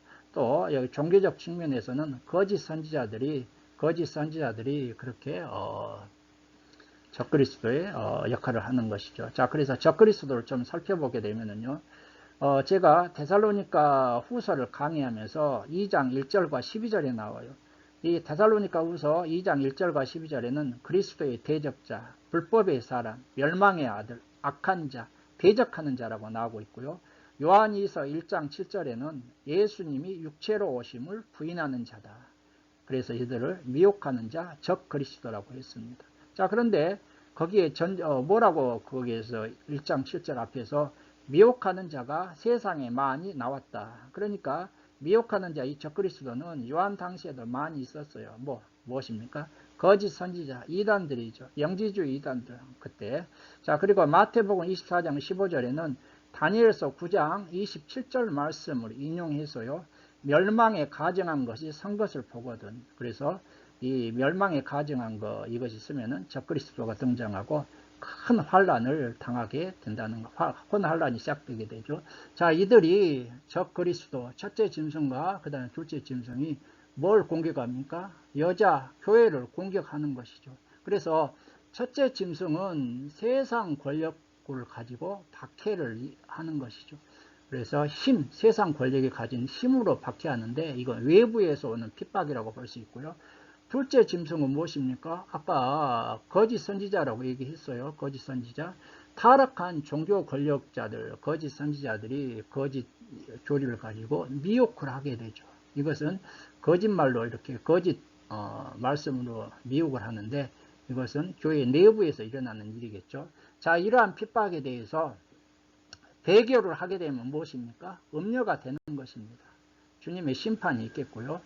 이 핍박에 마셔서 끝까지 어린 양으로서 따라가는 신앙을 지키는 자들은 어린 양의 신부들이 되고 구원을 받는다. 이것이 바로 두 짐승에 대한 그러한 내용이 되겠습니다.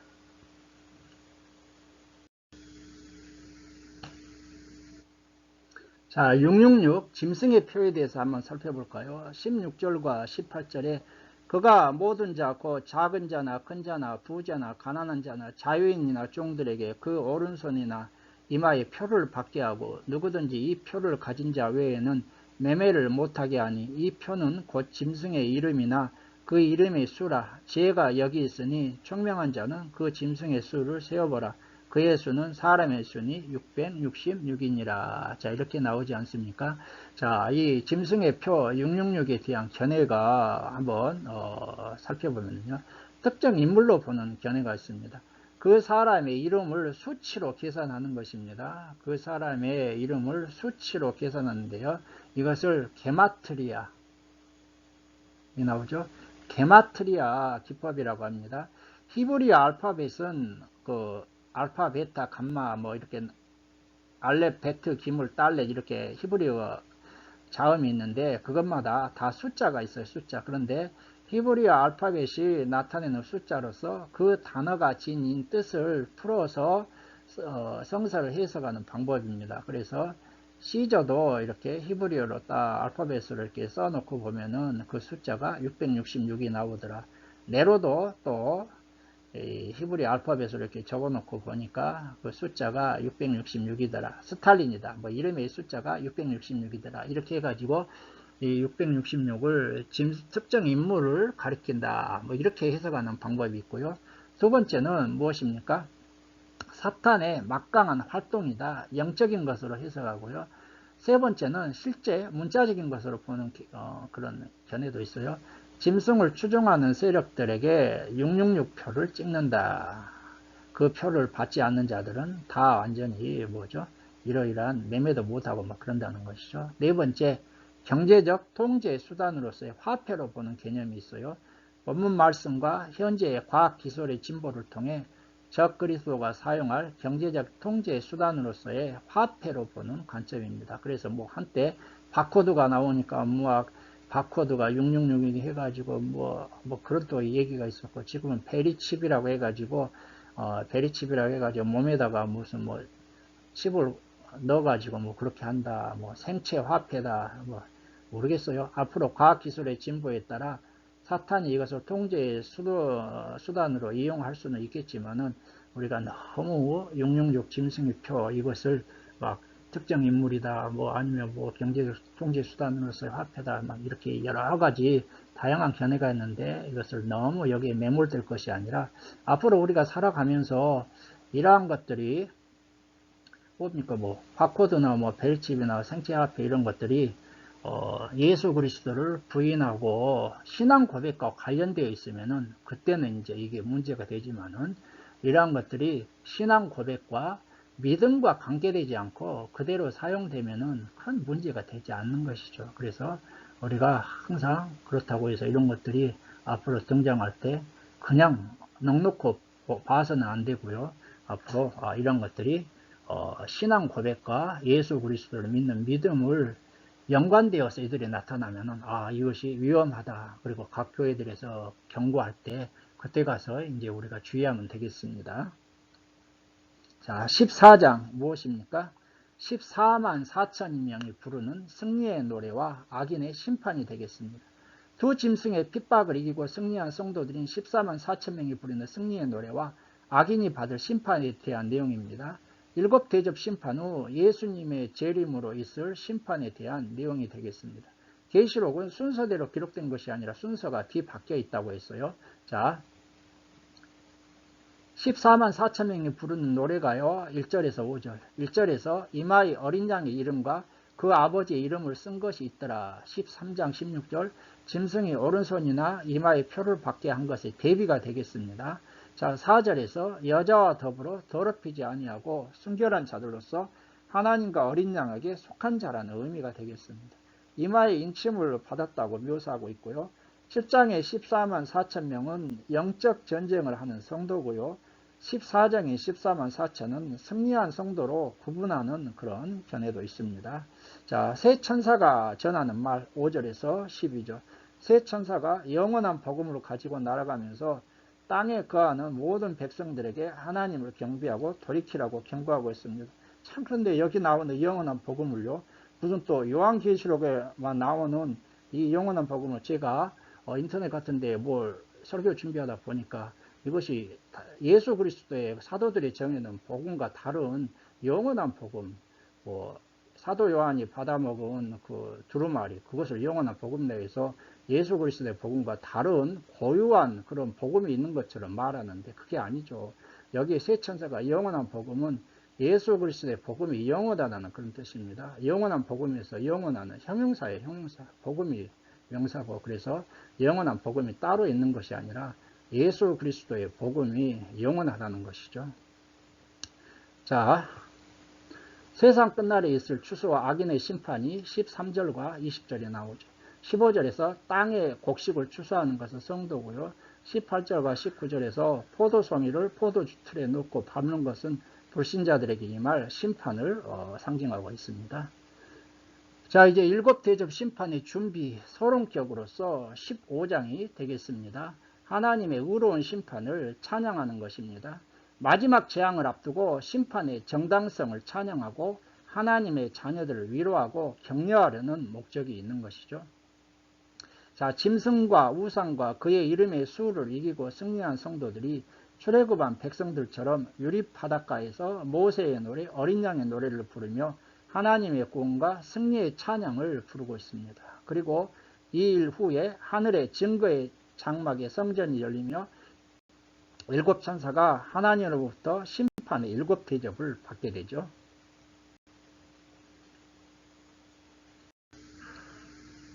자, 이제 16장은 일곱 대접 심판이 되겠습니다. 이 일곱 대접 심판은요, 출애굽 열 재앙 심판의 이미지를 가지고 이렇게 하고 있습니다. 심판의 내용을 보게 되면 첫 번째 대접, 장소는 땅이고요. 대상은 짐승의 표를 받은 사람들과 우상에게 경배하는 자들입니다. 내용, 악하고 독한 종기가 발생했고 출애굽 여섯 번째 재앙 이미지입니다. 두 번째 대접이 쏟아지자 장소, 바다에 쏟아지고요. 결과, 바다가 죽은 자의 피같이 되어 바다 가운데 모든 생물이 죽게 됩니다. 출애굽 시 첫째 재앙 이미지이죠. 세 번째 대접, 장소는 강과 물 꾸는, 결과는 무엇입니까? 물이 피로 변하고 출애굽 때 물이 피로 변하는 재앙 이미지예요. 천사가 이 심판이 어렵다고 하자 제단이 화답하게 됩니다.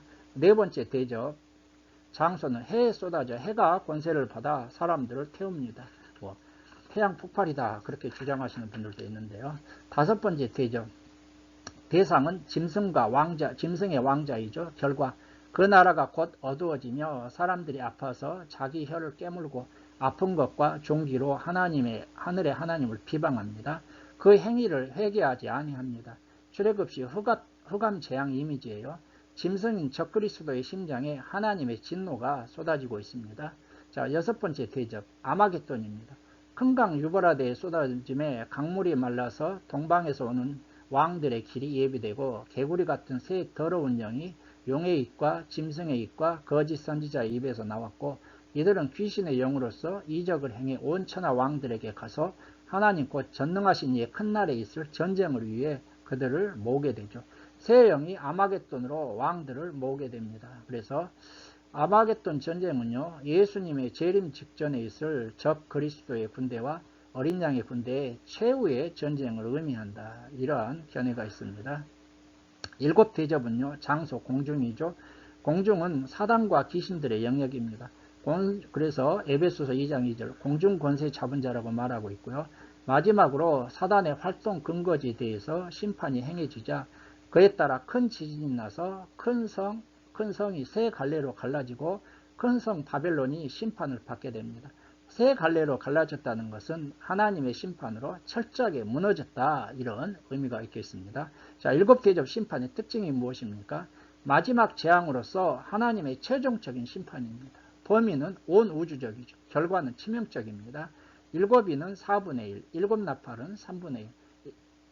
그 다음에 일곱 대접은요, 온 우주적, 모든 인간, 모든 자연, 모든 우주, 적그리스도의 왕자까지 심판이 임합니다. 그러나 인간들은 회개치 않고 도리어 하나님을 해방하죠. 하나님의 심판으로 멸망받을 수밖에 없는 이유인 것이죠. 이제 하나님께서는 사탄 마귀에 대한 심판을 이제 행하십니다. 자, 그래서 17장과 18장은 큰 음료 바벨론의 멸망이 되겠습니다. 자, 17장 큰 음료 심판이 선언되겠죠. 큰 음료. 자, 큰 음료가 누구일까요?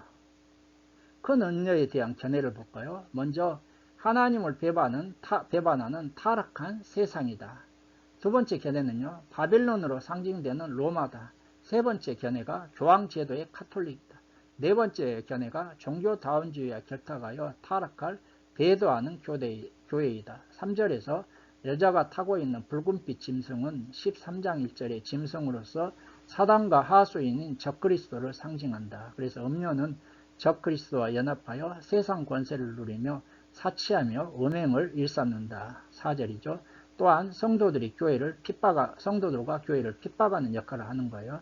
그러나 음료는 하나님의 심판으로 세상 권력과 짐승에게 이용만 당하고 비참한 최후를 맞게 되는 것이죠. 자, 18장 큰 성 바벨론 세상 나라의 멸망입니다. 17장이 음료에 대한 설명과 음료의 심판에 대한 선언이라면 18장은 17장에 이어서 음료로 상징되는 바벨론에 대한 심판과 그 결과에 대한 내용이 되겠습니다. 음료는 큰 음료와 큰 성 바벨론이라는 두 가지 이름으로 불리고 있습니다. 자, 큰 음료는 무엇입니까? 큰 음료는요, 두 가지 이름으로 부르는데, 큰 음료는 적그리스도와 세상 권력과 연합하여 영적 은행을 일삼습니다. 그래서 종교적 측면에서 부르는 그러한 이름이고요. 큰 성 바벨론은 요한 당시의 로마를 바벨론으로 불렀습니다. 로마처럼 거대한 정치 권력을 행사하는 정치적 측면에서 부르는 이름이 되겠습니다. 음료는 큰 음료, 큰 성 바벨론이라 불리며 본장에서 이 18장에서 큰 성 바벨론의 멸망은 큰 음료 바벨론의 그래서 같은 이름이기 때문에 멸망이라고 할 수 있습니다. 바벨론의 멸망을 선포합니다. 1절에서 3절. 그러자 그리고서 성도들에게서 바벨론에서 나와 그의 받을 재앙들을 받지 말라 이렇게 4절에서 말씀하고 바벨론이 멸망받아야 될 이유, 바벨론은 갑자기 멸망되고 바벨론의 멸망에 대한 애통과 기쁨이 바벨론에 속해 있는 자들은 애통하지만 바벨론에 속해 있지 않고 바벨론으로 핍박받은 성도들은 기뻐하겠죠. 바벨론의 심판에 대한 철저성과 비참함을 큰 맷돌이 바다에 던져진 것을 통해서 이렇게 확인시켜 줍니다. 자, 그러니까 여러분, 이 하나님의 심판은요, 두 가지 이중적인 개념이 있어요. 하나님을 대적하는 자들에게는 무엇입니까? 철저한 애통과 고통이지만 하나님의 성도 백성들에게는 기쁨이 되겠죠. 자, 이제 19장부터 20장까지는 재림과 심판에 대한 내용이 되겠습니다. 19장 어린 양의 혼인잔치와 재림과 두 짐승의 심판이 되겠습니다. 하늘에 있을 기쁨의 찬양, 이것이 1절에서 5절이죠. 그리고 6절에서 17절 어린 양의 혼인잔치 6절에서 10절 신랑을 기다리며 준비한 신부 세마포 옷을 입도록 허락받은 자들 여기에서 세마포는요 성도들의 옳은 행실이라고 나오지 않습니까? 그러니까 여기서 성도들의 옳은 행실이라는 것은 다른 것이 아니라 짐승이나 거짓 선지자 음료의 유혹과 핍박에 넘어가지 않고 끝까지 정절 믿음을 지킨 성도들의 믿음의 행위를 의미하는 것이 성도들의 옳은 행실이라 이게 세마포예요. 천사는 어린 양의 혼인잔치에 청함을 받은 자들이 복이 있다 이렇게 말씀하고 있습니다. 그리고 그리스도의 재림과 두 짐승에 대한 심판이 11절부터 21절에 나타나 있죠. 예수님은 승리의 상징인 백마를 타고 재림하십니다. 그러니까 또 예수님이 승리의 상징인 백마를 타고 재림한다고 하니까 이단들 교주마다 다 보세요. 다 백마 타고 사진 찍고 또 미혹하고 하지 않습니까? 하늘 군대들이 백마를 타고 그를 따릅니다. 예수님은 대적하는 짐승과 그에 속한 군대들을 심판하십니다. 19절에 이것을 아마겟돈 전쟁이라 이렇게 보는 견해가 있다고 말씀 이미 드렸어요. 요한계시록 12절부터 16절에서 여섯째 나팔 재앙이 부어질 때 적 그리스도와 거짓 선지자가 어린 양과 최후의 결전을 위해 세상의 모든 왕대를 아마겟돈으로 모으는데 전쟁이 준비만 되었고 종결이 되지 않았는데 그 전쟁이 바로 종결된다는 것이죠. 그래서 아마겟돈 전쟁은 그리스도의 재림시 있을 적 그리스도 세력에 대한 예수님의 심판을 전쟁으로 묘사한 것이다. 이런 견해예요. 짐승과 거짓 선지자는 붙잡혀 산채로 유황불 붙는 지옥에 던져지고 20절 나머지는 주님의 입에서 나오는 그 말씀으로 모두 죽고 새가 그들의 살로 배를 불린다. 이게 21절 말씀이죠. 자, 여러분 어린 양의 혼인잔치가 무엇일까요? 그리스도의 재림으로 성도가 누릴 영광을 의미하고 있습니다. 당시 유대인들의 결혼 풍습은요. 신랑과 신부가 청혼을 하면 신랑이 거처를 마련하기 위해서 아버지 집으로 돌아가 있다가 일정 기간, 보통 1년이라고 그래요. 일정 기간이 차면 신부를 데리러 가서 정식으로 결혼을 했다고 합니다. 예수님은 이러한 유대인들의 결혼 풍습을 비유로 들어서 예수님과 교회 성도들과의 관계를 신랑과 신부로 설명합니다. 예수님은 3년간의 공생애를 통해 신부된 성도들과 정혼하시고 하늘로 승천하셨습니다. 거처를 예비하러 가신 것입니다. 요한복음 14장 2절 내가 너희를 위하여 거처를 예비하러 간다고 하시지 않았습니까? 거처를 예비하러 간다는 것은 다시 데리러 와서 정식으로 결혼식으로 올린다는 것을 염두에 둔 말씀입니다. 그래서 요한복음 14장 3절은 가서 너희를 위하여 거처를 예비하면 내가 다시 와서 너희를 내게로 영접하여 나 있는 곳에 너희도 있게 하리라고 하셨습니다. 예수님께서 재림하시는 날이 바로 우리 성도들이 예수님, 신랑 되신 예수님과 정식으로 신부로서 결혼식을 올리며 잔치를 베푸는 날인 것이죠. 이것을 요한계시록은 어린 양의 혼인잔치다 이렇게 설명하고 있는 것입니다. 자, 20장 사단의 결박과 천년왕국, 사단의 멸망과 최후의 심판에 대한 내용이 되겠습니다. 사단의 결박과 천년왕국이 1절에서 6절 천사가 무저갱의 열쇠와 쇠사슬을 손에 가지고 와서 용, 뱀, 마귀, 사탄을 잡아서 1000년 동안 결박하여 무저갱에 잠그고 그의 인봉하니 천년이 차도록 다시는 만국을 미혹하지 못하게 하고 그 후에는 반드시 잠깐 놓이게 됩니다. 1절에서 3절 보좌에 앉은 자들이 심판하는 권세를 받고 살아서 그리스도와 함께 1000년 동안 왕노릇한다. 4절 천년왕국에서 왕노릇할 자들은 첫째 부활에 참여한 구원받은 성도들이다. 5절에서 6절에 나오고 있죠. 자, 천년왕국은 천년 동안 살아서 왕노릇한다. 여기에서 천년왕국이라 그렇게 명칭이 나왔고요. 자, 그런데 여기에서 좀 신천지는 이걸 가지고요. 육체 영생 교리, 신인 합일 교리 이런 걸 만들어냈어요. 왜 그러느냐? 20장 4절에서 살아서 천년 동안 왕노릇 한다고 해서 이걸 살아서를요. 살아서 그러니까 지금 있는 신천지 교인들이 자기들이 살아서 천년왕국에서 왕노릇 한다. 왜 그러냐면 신천지가 84년 3월 14일부터 시작되었잖아요. 이것이 천년왕국이 시작되었다. 신천지가 시작되었다. 이렇게 보고 있는 거예요. 그래서 이만희에게 재림 예수의 영이 임했고 그 다음에 나머지 사람들은 죽은 자들의 영이 임해서 이렇게 자기들이 왕노릇 한다. 그렇게 주장하고 있어요. 그래서 이만희에게 그리스도의 영, 4절에 목배임을 당한 자들의 영혼, 짐승과 우상에 경배하지 아니하고 그들의 이마와 손에 그의 표를 받지 아니한 자들의 영혼들이 14만 4천 명의 신천지인들에게 들어와서 1000년 동안 왕로로 산다고 주장하고 있습니다. 참 그런데 여러분 20장 4절에 살아서는요, 표준 새 번역을 보면 살아나서요, 살아나서 부활하여 부활하여. 헬라어에서는 에제산으로 이렇게 기록되어 있는데 죽었다 살아난 상태입니다. 그러니까 여기에서 살아서 왕노로 산다는 것은요, 지금 있는 사람들이 죽지 않고 살아서 계속 그들이 신천지 교리처럼 왕노로 산다는 것이 아니라 예수님의 재림시 부활해서라는 것이죠. 부활해서. 그리고요, 여러분, 우리가 부활이라는 것은 예수님처럼 되는 거예요. 예수님이 부활의 첫 열매잖아요. 신천지처럼 이만희에게 예수의 영이 임하고, 그 다음에 뭡니까? 이마의 손에 그의 표를 받지 않은 자들이, 죽은 자들의 영혼이 14만 4천 명의 신천지들에게 들어와서 1000년 동안 왕노릇 하면은, 그러면 그 신천지 교인들은 도대체 좀비죠, 좀비. 우리 여러분, 부활이라는 것은 자기 육체와 자기 영혼이 이게 합쳐져 가지고 부활하는 것이지, 무슨 다른 사람들의 영혼이 들어옵니까? 참, 그래서 신천지 육체 영생 교리를 보게 되면은요, 황당하기도 하고, 어떻게 이런 걸 믿을 수가 있는가, 그런 의아한 점도 있습니다. 자, 최후의 백보자 심판과 사단의 심판이 7절에서 15절에 나와 있죠. 천년인 참에 천년왕국 동안 무적행에 감금되어 있던 사탄이 그 옥에서 놓이자 땅의 사방 백성 독과 마곡을 미혹하고 전쟁을 일으킵니다. 7절과 8절이죠. 이 부분도 무천년설의 입장은 유브라다 전쟁, 아마겟돈 전쟁, 곡과 마곡 전쟁을 동일한 것으로 보나 전천년설에 따르면 다른 전쟁으로 보고 있어요.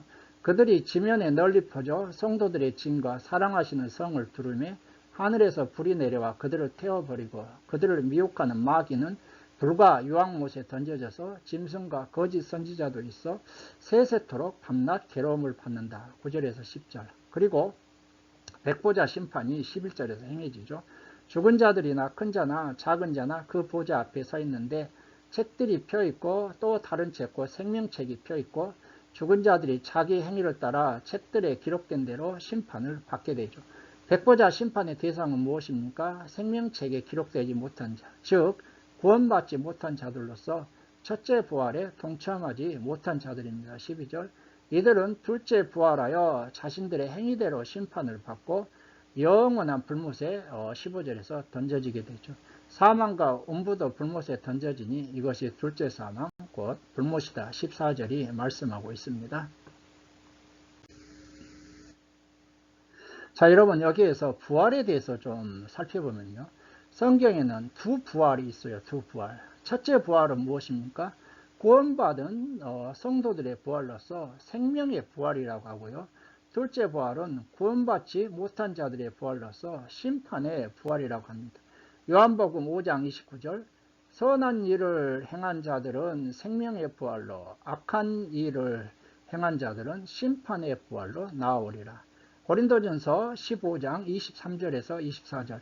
그러나 각각 자기 차례대로 되리니 먼저는 첫 열매이신 그리스도요, 다음에는 그가 강림하실 때, 예수님이 재림하실 때 그리스도께 속한 자요, 그 후에는 마지막이니 그가 모든 통치와 모든 권세와 능력을 멸하고 나라를 아버지 하나님께 바칠 때라. 자, 이렇게 돼 있고요.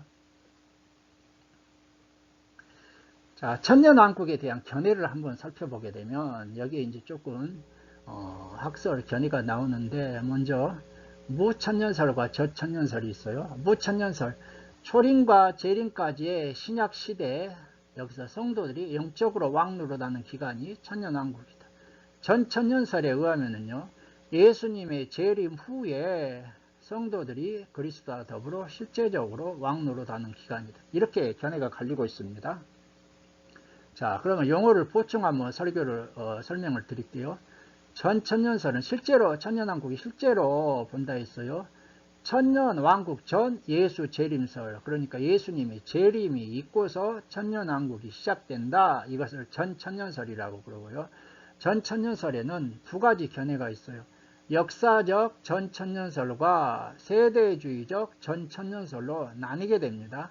역사적 전천년설은 전통적인 견해입니다. 전통적인 견해. 세대주의적 전천년설은요, 1830년경에 시작되었어요. 세대주의적 전천년설은 1830년경에 영국과 아일랜드에서 시작되었는데, 성경을 문자적 그대로, 상징이고 없어요. 상징도 문자로 해석해요. 이스라엘과 영적 이스라엘인 교회를 다르게 보는 거예요. 성경의 구약의 이스라엘은 이스라엘이고 영적 이스라엘은 우리 교회는. 그러나 우리는 아브라함을 통해서 아브라함의 자손이 되었죠. 그래서 같이 보는데 이 세대주의는 따로 보고요. 시대를 7세대로 그렇게 구분하는 그러한 견해가 되겠습니다. 이에 비해서 무천년설은 천년왕국을 상징으로 본다고 했어요. 초림부터 재림까지의 기간이다. 성도들이 영적으로 왕노릇한다. 이렇게 보고 있고요. 또 여기에 후천년설이라는 게 있어요. 후천년설.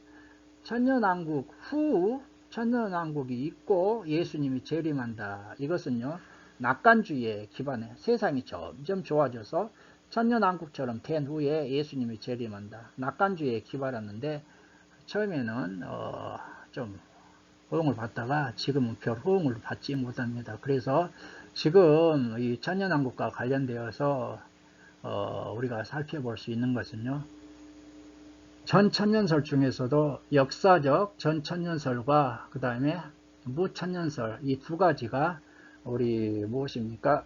개혁주의, 우리 장로교 쪽 있죠. 개혁주의 쪽에서는 역사적 전천년설과 무천년설이 이게 서로 뭡니까?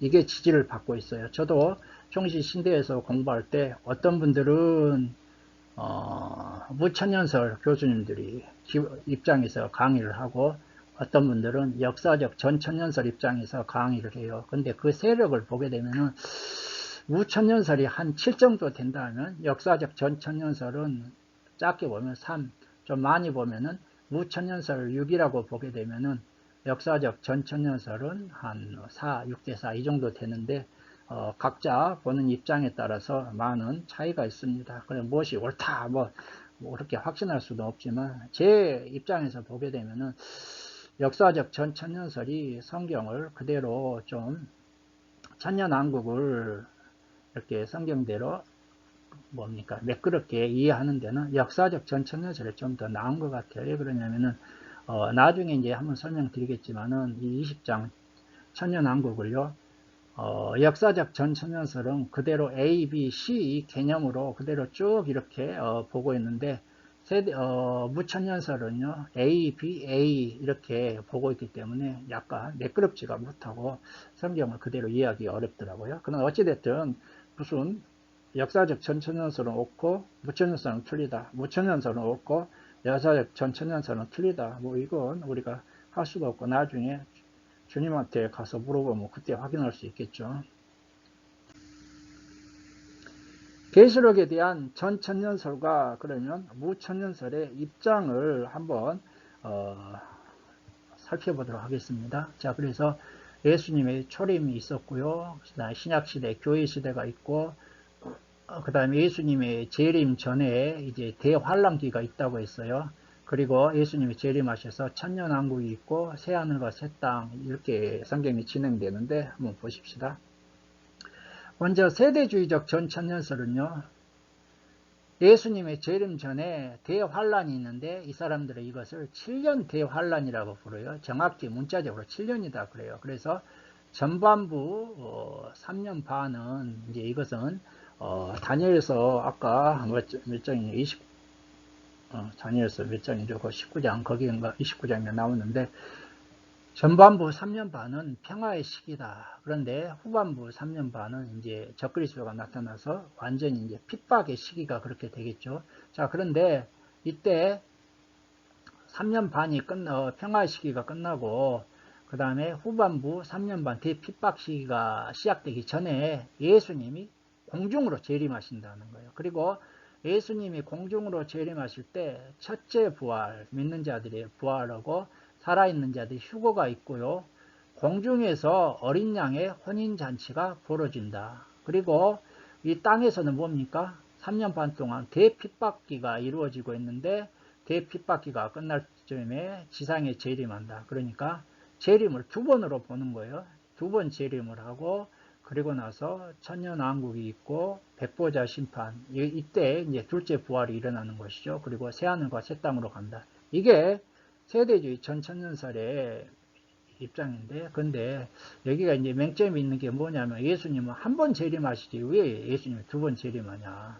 그리고 뭡니까, 이 땅에서 핍박이 일어나는데 휴거되어 가지고 공중에서 어린 양의 혼인잔치가 있고, 이 사람들은 그러니까 핍박을 통과하지 않는 거예요. 그런데 아까 우리가 14장에서 봤던 것처럼 흰옷 입은 무리들이 큰 환란에서 나오는 자들이잖아요. 그러니까 그런 개념에서 이 세대주의적 전천년설은 지지를 우리는 하지 않고 맞지 않습니다. 자, 역사적 전천년설은요, 재림 전에 대환란이 있어요. 이것은 뭐 정확히 뭐 세대주의처럼 7년이다 얘기하지 않지만, 그런 어떤 일정 기간 동안 여기서 7년 대환란이라고 할 때 7이라는 것은 상징적인 숫자이죠. 근데 그것을 문자적으로 이해하면 안 되겠죠. 재림 전 대환란이 있는데, 어찌됐든 대환란 기간 동안 이제 좀 초반부에는 뭡니까, 평화기가 있지만은 적그리스도가, 이 짐승 적그리스도가 후반부에 엄청나게 환란을 퍼붓죠. 그래서 대환란이 이제 거의 극심에 달해 가지고 그게 달했을 때 예수님이 재림을 하시는 것입니다. 자, 그러면 이때 예수님이 재림할 때 첫째 부활이 있고 휴거가 있어요. 예수님은 한 번 재림하는 것이죠. 한 번 재림. 그리고 이제 천년왕국에 들어가서 어린 양의 혼인잔치가 벌어지고, 그 다음에 어린 양의 혼인잔치가 벌어질 때 사탄이 또 잠시 노임을 받으니까 완전히 또 이제 전쟁을 하지만 주님이 다 제압해버리고, 그 다음에 마지막 심판, 백보자 심판, 이때 둘째 부활은 뭡니까? 구원받지 못하는 자들의 부활이죠. 그리고 새하늘과 새 땅으로 들어간다. 이게 역사적 전천년설의 개념이고요. 후천년설은 뭡니까? 교회 시대가 영적으로 왕노릇하는 기간이 천년왕국 기간이라고 봤어요. 그러고 나서 똑같이 대환란이 있고, 역사적 전천년설처럼 대환란이 거기에 달했을 때 예수님이 재림하셔서 하는데, 모든 걸 이제 심판하시는데, 여기가 이제 둘째 부활이라고 봐요. 그리고 부활과 휴거가 있는데, 무천년설에서는 이게 둘째 부활이요. 역사적 전천년설에서는 예수님이 재림하실 때 첫째 부활이잖아요. 근데 이건 둘째 부활이에요. 왜? 무천년설에서는요, 첫째 부활을 영적인 부활, 예수님을 믿고 구원받는 것, 죽은 자의 뭐죠? 나들이 예수 믿고 영원히 구원받는 것을 첫째 부활로 봅니다. 그리고 이 사람들은 천년왕국이 없기 때문에 예수님이 재림하셔서 바로 최후 심판, 이게 행해지고 새 하늘과 새 땅으로 들어간다. 이게 바로 각 전년설, 세대주의, 역사적 전천년설, 무천년설의 견해다. 이것을 소개해 드리겠습니다. 자, 이제 21장부터 22장 5절까지 새 하늘과 새 땅을 살펴보겠는데요. 새 하늘과 새 땅을 살펴보기 전에, 조금 전에 그 예수님의 재림 시 첫째 부활과 휴거가 있다고 했잖아요. 역사적 전천년설, 그 다음에 뭐 여기에 의하면. 그런데 제가 데살로니가 전설을 강의하면서 휴거라 무엇인가 할 때 휴거의 개념을 세대지 전천년설처럼 예수님이 두 번 공중에 재림하셔서 공중에서 어린 양의 혼인잔치를 거기서 3년 반 동안 누린다, 이런 개념이 아니라, 예수님이 재림하실 때 예수님의 재림을 마중 나가서 공중에서 영접한 후 함께 돌아와 영광을 누리는 개념으로 설명을 드렸습니다. 이것을 이해하시면은 예수님이 휴거와 예수님이 한번 재림을 여러분들이 좀 이해할 수 있을 것 같습니다. 자, 이제 새 하늘과 새 땅, 새 예루살렘 성이라고 하는데 21장부터 22장 5절까지의 말씀이 되겠습니다. 자, 새 하늘과 새 땅, 이게 한자로 무엇입니까? 신천 신지이죠.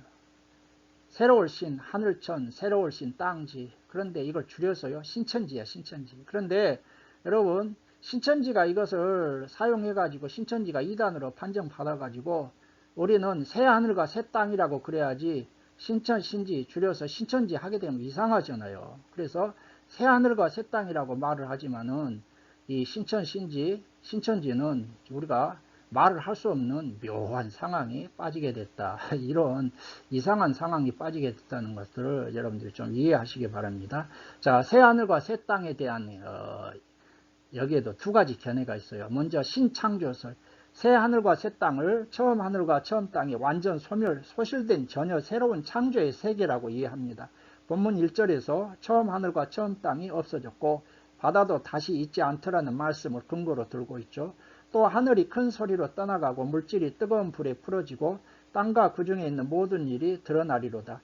그날에 하늘이 불에 타서 풀어지고 물질이 뜨거운 불에 녹아진다는 베드로후서 3장 10절과 12절 말씀도 근거로 두고 있습니다.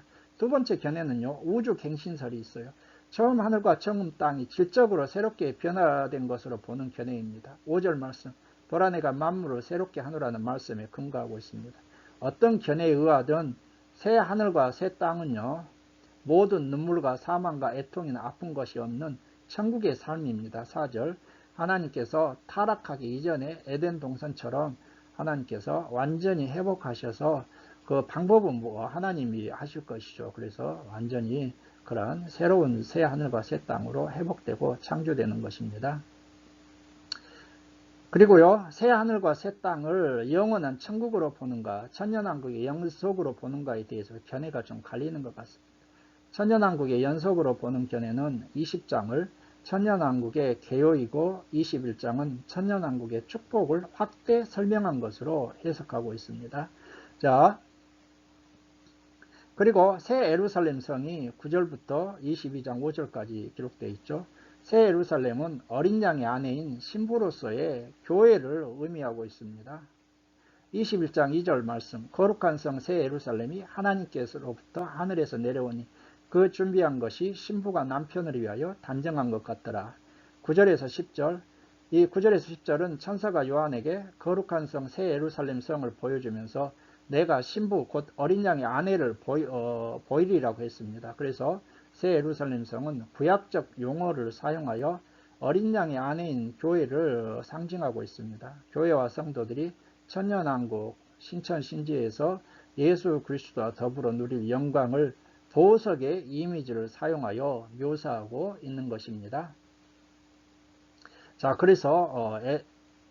그런데 22장 1절에서 5절에서는요, 새 예루살렘을 에덴 동산의 회복이라는 관점에서 이렇게 묘사하고 있습니다. 새 예루살렘이 뭐라고요? 에덴 동산의 회복이라는 것입니다. 창세기에서 막혔던 생명나무가 있어 12가지 실과를 맺힌다. 2절이고요. 또한 생명나무에 나아간다. 14절. 이런 의미에서 요한계시록은 무엇입니까? 성경과 구속사의 완성입니다. 성경과 구속사의 완성. 창세기가 요한계시록에서 완성되는 것이죠. 창세기 1장이 창세기에서 신락원 있잖아요. 에덴 동산을 범죄함으로 잃어버렸어. 요한계시록은 복락원이라고 합니다. 복락원. 특히 생명수 강이 보호자로부터 나와서 열매를 맺는 것은요. 에스겔 47장의 생명수강 환상의 이미지가 여기서 성취되고 있죠. 자, 이렇듯이 창세기부터 시작해서 모든 구약성경과 신약성경을 관통해서 흐르는 모든 복음과 하나님의 계시의 완성이 어디에서 끝난다고요? 요한계시록에서 성경과 구속사의 완성으로 끝나게 되는 것이죠. 자, 22장 6절에서 21절은 무엇입니까? 맺는 말입니다. 겉면의 말씀. 예수 그리스도께서 속히 오실 것이므로 무엇입니까? 오직 말씀만 굳게 붙들고 하나님만 경배하여 주님이 오실 때 버림받지 말고 상받는 자가 되라. 이 겉면의 말씀을 주니까 내가 진실로 속히 오리라. 그러니까 아멘 주 예수의 오시옵소서 재림을 염원하면서 21절 축도로 이렇게 요한계시록이 끝나게 됩니다.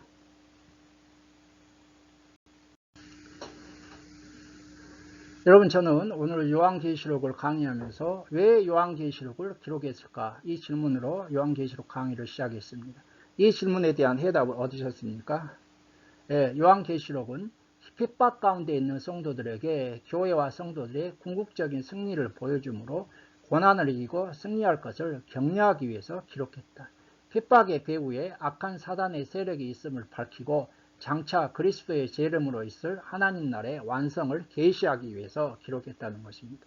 이렇게 해서 요한계시록을 끝마치고 다음에는 다시 바울 서신, 옥중 서신을 강의하도록 하겠습니다. 오늘 강의를 시청해 주신 여러분들께 감사를 드리고 다음 강의에서 더 좋은 강의로 찾아뵙겠습니다. 감사합니다. 안녕히 계십시오.